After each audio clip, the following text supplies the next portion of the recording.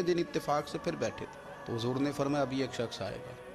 امام بہقی نے اس کو لکھا ہے. یا رسول اللہ کون ہے؟ فرمایا رجل من اہل الجنہ، وہ ایک جنتی مرد ہے.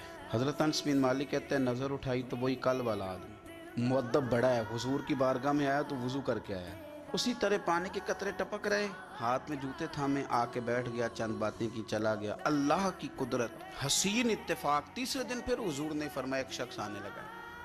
حضور کون ہے؟ فرمایا رجل من اہل الجنہ، وہ جنتیوں میں سے ایک شخص ہے. حضرت انس بن مالک کہتے ہیں وہ آیا، بیٹھا، بات چیت ہوئی، ہمیں اس پر بڑا رشک آنے لگا. کمال نہیں ہو گئی؟ حضور تو کسی کو اشارتاً جنتی کہہ دیں تو اس کی موج لگ گئی، تو اسے تو حضور نے 3 دفعہ جنتی کہا. اتنا بڑا اعزاز اس کو ملا ہے. حضرت عبداللہ ابن عمر کہتے ہیں وہ جب باہر نکلا تو میں اس صحابی کے پیچھے ہو گیا. میں نے ان سے گزارش کی کہ اگر آپ مناسب سمجھے تو 3 دن مجھے اپنے گھر میں مہمان نہیں بنا لیں.